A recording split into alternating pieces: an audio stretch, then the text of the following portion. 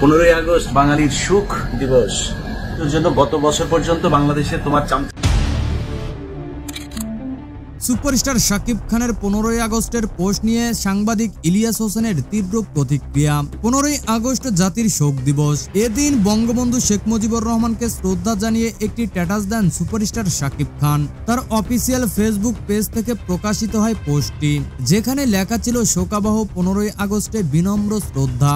এই পোস্টের পর থেকেই সোশ্যাল মিডিয়ায় শুরু হয় ব্যাপক আলোচনা ও বিতর্ক।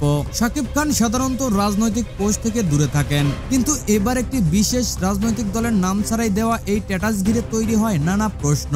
এই বিষয়টি নজর এড়ায়নি সাংবাদিক ইলিয়াস হোসেনের। তিনি লাইভে একটি ভিডিও বার্তায় সরাসরি শাকিব খানকে উদ্দেশ্য করে নানা মন্তব্য করেন। তিনি বলেন, শাকিব খান কি এখনো নিষিদ্ধ দলকে সাপোর্ট করেন?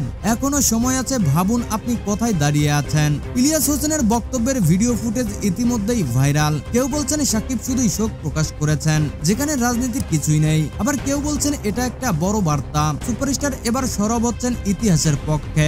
সোশ্যাল মিডিয়ায় শাকিব ভক্তদের অনেকেই এই পোস্টকে সাধুবাদ জানিয়েছেন। তারা বলছেন একজন তারকা হিসেবে তিনি নিজের অবস্থান স্পষ্ট করেছেন, এতে গর্বিত আমরা। অন্যদিকে কিছু সমালোচক বলছেন তার মতো তারকার এমন পোস্ট অনেক বড় প্রভাব ফেলে, তাই তাকে আরো সচেতন হওয়া উচিত। শাকিব খান এখনো এই বিতর্ক নিয়ে প্রকাশ্যে কিছু বলেননি, তবে তার পোস্ট এখনো রয়েছে তার পেজে, যা থেকেই বোঝা যায় তিনি নিজের অবস্থানে অনড়।